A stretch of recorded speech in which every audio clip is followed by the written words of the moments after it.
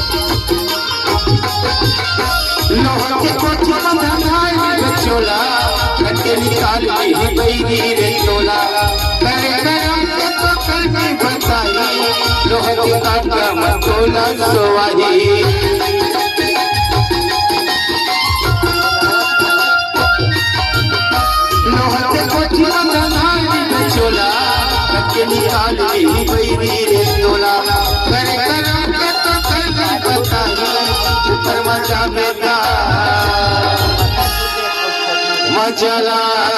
बताही ये चोला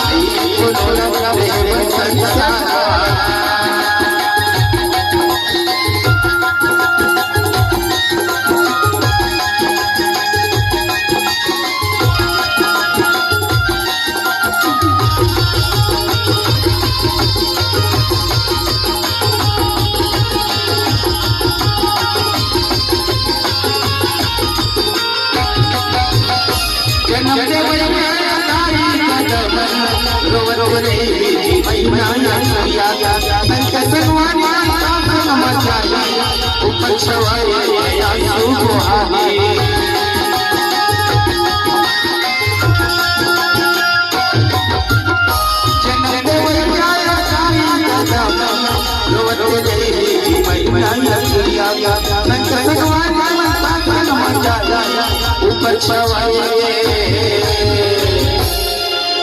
आसुला संगवारी हो अगर कोकरो घर घटना हो जाते ना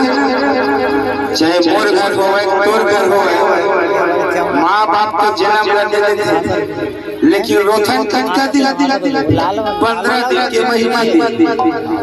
अरे जन्म देवे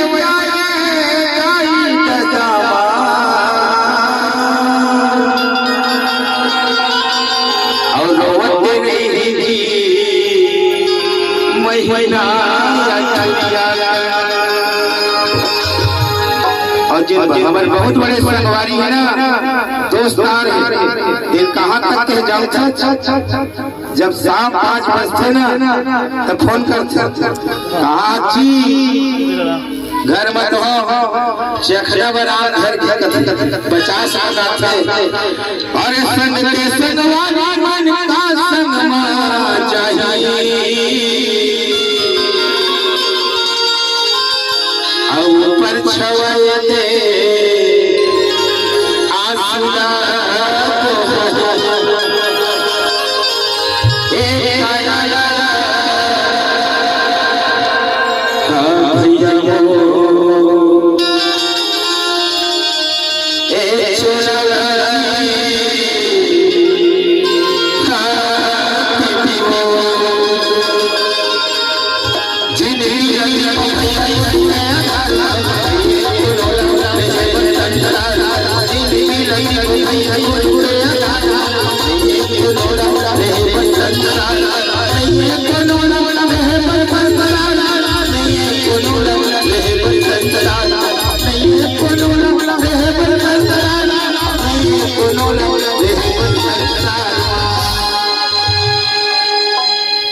गुरु घासीदास बाबा बैठे अरे